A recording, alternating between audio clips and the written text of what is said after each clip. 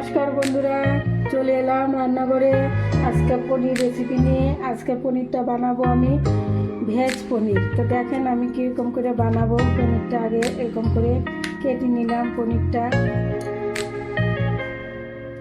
বড় বড় করে চোখো চোখো করে আমি পনিরটাকে কেটে নেব। আমি কেটে নিলাম, সব পনিরগুলো কেটে নিলাম। এখন এটা সরিয়ে দিয়ে এখন কিছু সবজি কেটে নেব। ক্যাপসিকাম নিয়েছি, বয়েল করে আলু নিয়েছি আর টমেটো নিয়েছি। এখন একটু বড় বড় করে কেটে নিই। তো বন্ধুরা, আমি টমেটো, ক্যাপসিকাম আর বয়েল করা আলুটা আমি এরকম বড় বড় করে স্লাইস করে কেটে নিয়েছি। চলেন এখন শুরু করি রান্না। তো কড়াই বসিয়ে দিয়েছি বন্ধুরা। এখন তেল দিয়ে গরম করে নিয়েছি। এখন লবণ দিয়ে মেখে রেখেছি পনিরগুলো ভেজে নেব।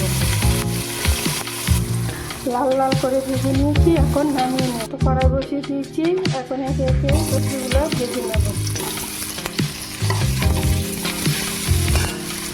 আলুটা ভেজে নিয়েছি, এখন দিয়ে দেবো ক্যাপসিকামটা ভেজে নিলাম অল্প। আর দিয়ে দেবো টমেটো, দিয়ে দেবো একটু লবণ, দিয়ে দেবো একটু হলুদের গুঁড়ো, নামিয়ে সামান্য একটু ভেজে নামিয়ে নেব।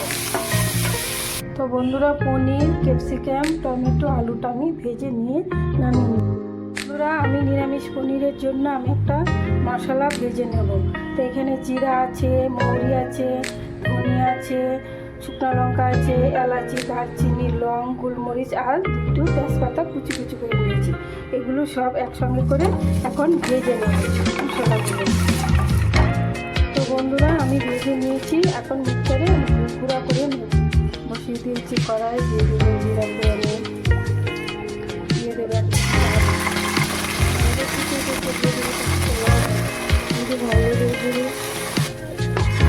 আদা কাঁচা লঙ্কা চলে গেছে। এখন দিয়ে দেবো বাদাম বাটা আর চারমগজ বাটা দিয়ে দেবেন। এখন দিয়ে দেবো দই, 2 চামচের মতো দই দিয়ে দিলাম, দিয়ে একটু কষিয়ে নিলাম। দিয়ে দেবো পনির আর সবজিগুলো একসঙ্গে দিয়ে মশলার সঙ্গে আর একটু কষিয়ে নেব। আর দিয়ে দেবো সেই মশলাটা, ভাজা মশলাটা দিয়ে দিলাম। মশলার সঙ্গে একটু কষিয়ে নেব এখন মশলাটাকে। এখন দিয়ে দেবো সামান্য একটু ঝোল, দিয়ে সবজিগুলো একটু সিদ্ধ করে নেব, মাখা করে নেব। তো বন্ধুরা, আমি করে নিয়েছি। এরপর থেকে একটু ক্রিম ছড়িয়ে দেব। ক্রিম ছড়িয়ে দিয়ে আমার রান্নাটা বন্ধুরা কমপ্লিট।